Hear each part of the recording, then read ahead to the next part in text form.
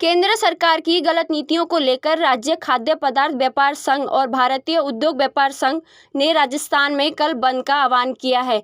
इसके अनुसार अब रीपैकेजिंग एवं ग्रीन लेवल की सभी फूड पर 16 जुलाई से जीएसटी लागू होगा।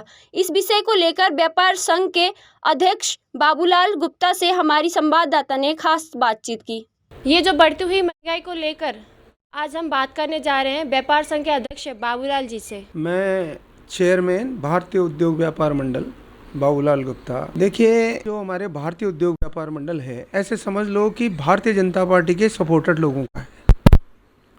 चाहे इसमें मंडी के व्यापारी हों, चाहे दाल मिल वाले हों, चाहे आटा मिल वाले हों, चाहे चावल मिल वाले हों, तकरीबन सभी लोग बीजेपी सपोर्टर हैं। और बराबर हम कहते आए हैं माननीय प्रधानमंत्री जी से कि आपने जो तिलहन पर और मसाले पे टैक्स लगा रखा था उसको ख़त्म कीजिए।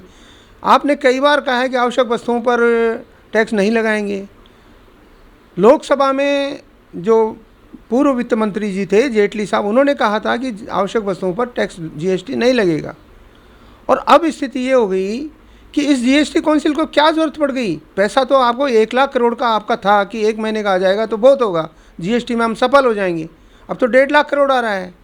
और जब 1.5 लाख करोड़ आ रहे हैं और आपकी ये सफल है तो और दूसरी चीज़ों पर जो आवश्यक वस्तुएं हैं उन पर आप क्यों टैक्स लगाने जा रहे हैं।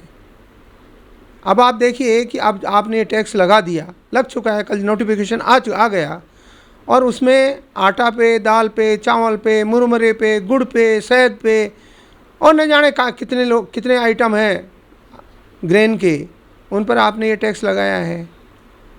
आपने कहा है कि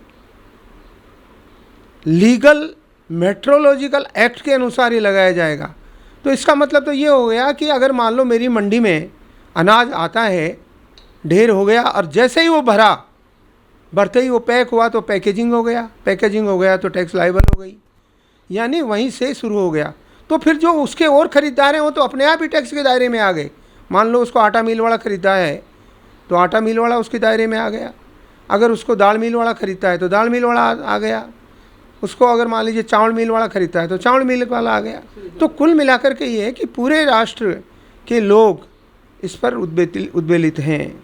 घोर हमने ये जो अभी मीटिंग की, हमारी राष्ट्रीय कार्यकारिणी की मीटिंग थी, उसमें सब लोगों का एक ही रोष था कि हमारी सरकार होते हुए हमें ही ये तकलीफ़ दे रही है और इतनी बड़ी तकलीफ़ दे रही है कि अब हर आदमी कहाँ से छोटे छोटे गाँव में बैठा है, छोटी छोटी दुकानें लेके बैठा है, छोटी छोटी चक्कियाँ लेके बैठा है, सब आ गए।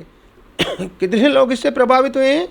पूरे अगर हम इंडिया की बात करें तो 7,300 तो मंडियाँ हैं और ये देखिए कि 13,000 दाल मिले हैं, 9,600 चावल मिले हैं, 8,000 आटा मिले हैं और 30 लाख चक्कियाँ हैं। छोटे छोटे व्यापारी हैं 3 करोड़, इतने लोग प्रभावित हैं। और उसी का आज परिणाम है कि पूरे राष्ट्र से मेरे पास में अभी सूचनाएं आ रही हैं सुबह 6 बजे से कि ऐसी कोई मंडी नहीं है जो बंद नहीं होगी कल। ऐसा कोई दाल मिल, तेल मिल नहीं होगा, दाल मिल और आटा मिल नहीं होगी जो बंद नहीं होगी, चावल मिल होगी जो बंद नहीं होगी। तो ये रोष है लोगों में। तो इस रोष से हमने बराबर मांग की है कि ये गलत है, आप इसको वापस ले लीजिए, ये ठीक नहीं है। और अभी मैं तो फिर पुनः माननीय प्रधानमंत्री जी से और वित्त मंत्री जी से निवेदन करूँगा कि इससे न केवल ट्रेड और इंडस्ट्री प्रभावित हो रही है बल्कि उपभोक्ता प्रभावित हो जाएगा। आपने 80 करोड़ लोगों को तो ठीक है चावल दे देते हैं, किसी को गेहूँ दे देते हैं, किसी को आटा वो दाल दे देते हैं, पर बाकी 55 करोड़ 50 करोड़ का क्या होगा। उनको तो कोई सहायता नहीं है। 14,000 15,000 20,000 रुपये कमाने वाला आदमी 1,000 रुपये तो आपको सिलेंडर पे दे देगा, 1,050 रुपये तो 1,000 रुपये आपको कमरे में अगर किराया लेगा तो कमरे में ठहरने में उसको लग जाएगा। क्या खाएगा, क्या अपने परिवार को खिलाएगा, क्या अपने बच्चों को पढ़ाएगा। तो आप क्यों बढ़ा रहे हैं। आज मैं मंडी में अभी गया, मंडी में जाते ही मेरे जो पल्लेदार हैं उन्होंने कहा कि भाई साहब अब कहीं 40 रुपया को कट्टो, 40 रुपया को 1 किलो की थैली 42 की आवली कहीं। तो मतलब वो सोचने लग गया है। तो ऐसी सोच, यही हालत अगर वो कोई भी चीज़ खरीदेगा उस पर उसको पड़ेगी। दाल खरीदेगा, ये पड़ेगा, दाल पे 5 रुपये बढ़ जाएंगे। और दूसरी चीज़ खरीदेगा, गुड़ खरीदेगा, गुड़ पे 2.5-3 रुपये बढ़ जाएंगे। तो कुल मिलाकर के ये है कि क्यों हमको ट्रबल में डालते हो जीएसटी के दायरे में ला करके, ये जीएसटी 1 भरो, 2 भरो, 3 भरो, 4 भरो, और फिर उसके बाद में आप उसकी ऑडिट कराओ, और फिर उसके बाद में आप स्क्रूटनी में जाओ, सारे आप खर्चे ले लेते हो, सेल परचेज ले लेते हो, फिर भी आपको स्क्रूटनी चाहिए।